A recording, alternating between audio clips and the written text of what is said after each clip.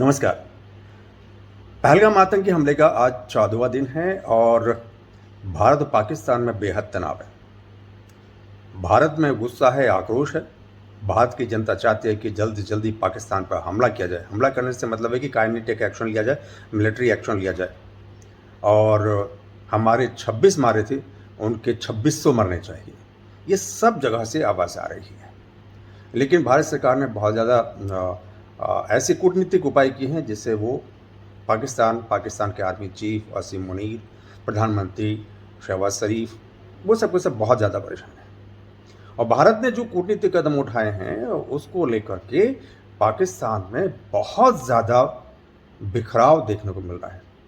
मैं ये बलूचिस्तान या पख्तूनिस्तान या हिंदुस्तान के बारे में नहीं कह रहा हूँ। पाकिस्तान की जो पॉलिटिकल पार्टीज़ हैं उनमें बहुत ज़्यादा बिखराव है। इवन जो सरकार में शामिल है पॉलिटिकल पार्टीज़, उनमें भी बहुत ज़्यादा बिखराव देखने को मिल रहा है। अब एकदम ताज़ा घटना मैं आपको बताता हूँ कि कल रात माफ़ कीजिएगा, कल शाम को पाकिस्तान की नेशनल असेंबली का इजलास बुलाया गया, मतलब बैठक बुलाई गई, सत्र बुलाया गया। इस सत्र में विश्वास नहीं होगा कि सरकार में शामिल दलों के लोग ही इस सत्र में शामिल नहीं थे। इससे बड़ी बात हो सकती है कि सरकार संसद का सत्र बुला रही है और उस सत्र से जो गठबंधन के सदस्य हैं, मंत्री हैं, वही गायब हैं।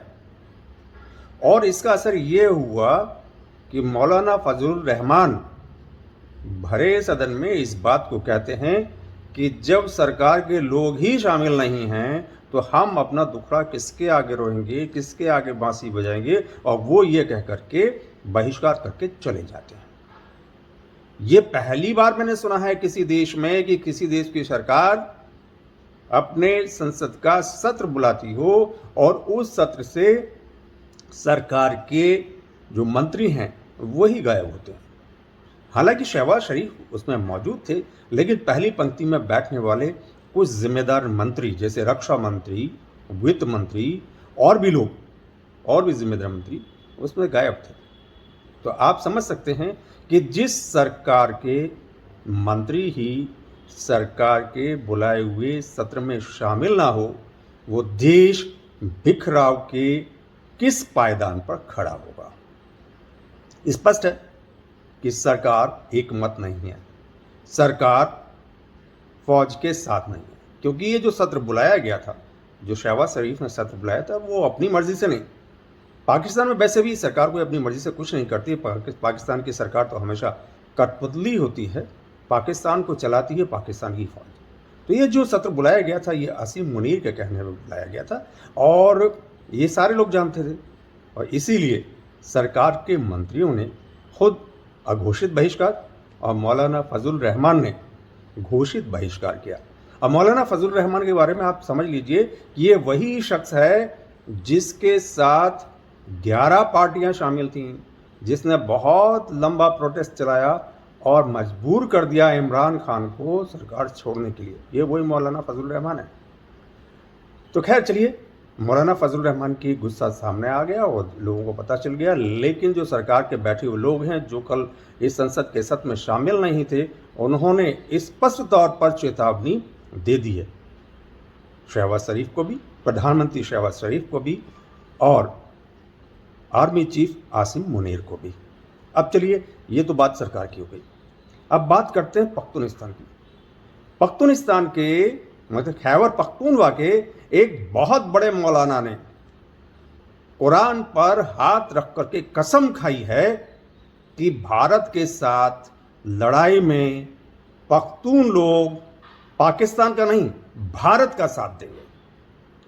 पाकिस्तान की सरकार और आसिम मुनीर के लिए ये डूब मरने वाली बात है कि पख्तूनिस्तान के लोग, मतलब खैबर पख्तूनवा के लोग, खैबर पख्तूनवा के मुल्ला मौलाना ये ऐलान करते हैं कि इस बार भारत से जंग होती है, हिंदुस्तान से जंग होती है, तो पश्तून पाकिस्तान के साथ नहीं, भारत के साथ शाना बशाना, मतलब कंधे से कंधा मिलाकर लड़ेंगे पाकिस्तान सरकार के खिलाफ, पाकिस्तान फौज के खिलाफ।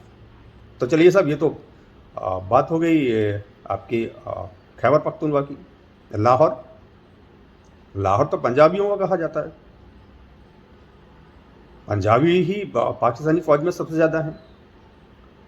और यही कहा जाता है कि पाकिस्तानी फौज को पाकिस्तानी फौज नहीं, पंजाबी फौज कहते हैं, चाहे वो बलूचिस्तान के लोग हों, चाहे खैबर पख्तूनख्वा के लोग हों, किसी भी प्रांत के लोग हों, वो यही कहते हैं कि ये पंजाबी फौज है, पाकिस्तानी फौज नहीं कहते हैं।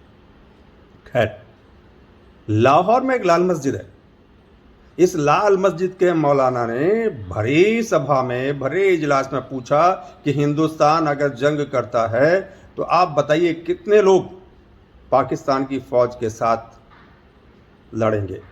उसने हाथ उठाने को कहा तो चंद मतलब उंगलियों पर गिने जा सके इतने भी हाथ नहीं उठे।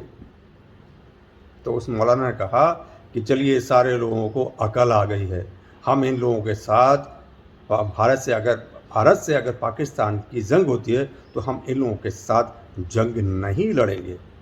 और उन्होंने बहुत सारे कारण गिनाए। उसमें लोगों पर फौज के अत्याचार, लोगों को उठाकर ले जाना, गायब कर देना, बहुत सारी चीज़ें दिखाई। तो मेरा कहने का मेरे सिर्फ इतना मतलब है कि पाकिस्तान इस समय बुरी तरीके से बिखर चुका है। बिखर केवल और राजनीतिक तौर पर नहीं, वो सामाजिक तौर पर बिखर चुका है, आर्थिक तौर पर बिखर चुका है। बस ये समझ लीजिए कि एक धक्का और दो, भारत की सरकार, भारत की फौज पाकिस्तान को एक धक्का और दे, एक झटका और दे, तो पाकिस्तान बिखर ही जाएगा। अब ऐसा लगता है